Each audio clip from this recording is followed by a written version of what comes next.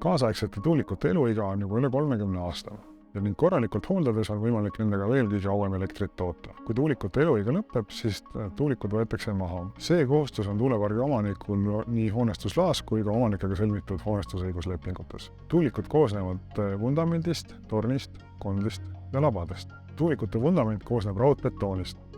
Raudbetooni betoonosa saab kasutada näiteks pinnase tagasitäitel, näiteks teedeehitusel ja raudosa saab kasutada uute rauast toodete tegemisel. Tuulikutorn on enamasti valmistatud terasest ja harvem ka raudbetoonist. Terast saab lihtsasti taaskäidelda ning raudbetooni saab taaskasutada sarnaselt fundamentidega. Kondis olevad materjalid on kõik taaskasutatavad. Seal kasutatakse väga palju metalle, nii terast kui vaske, millest mõlemad on väga vajalikud toorained ka erinevates tööstustes.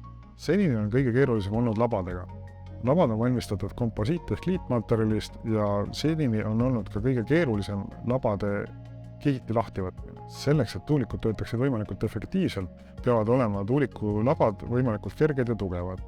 Sellepärast ei saa neid ka valmistada metallist, vaid tuleb valmistada polümeervaikudest, klaaskiust ja palsapuust. Tuuliku labade valmistamine on käsitöö.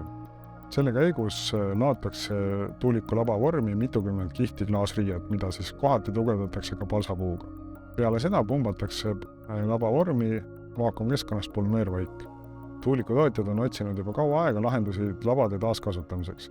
Tänaseks on juba teatud lahendusi leitud ning näiteks Kaskasi meretuuleparki paigaldatakse juba täielikult taaskasutatavatud labadega tuulikud.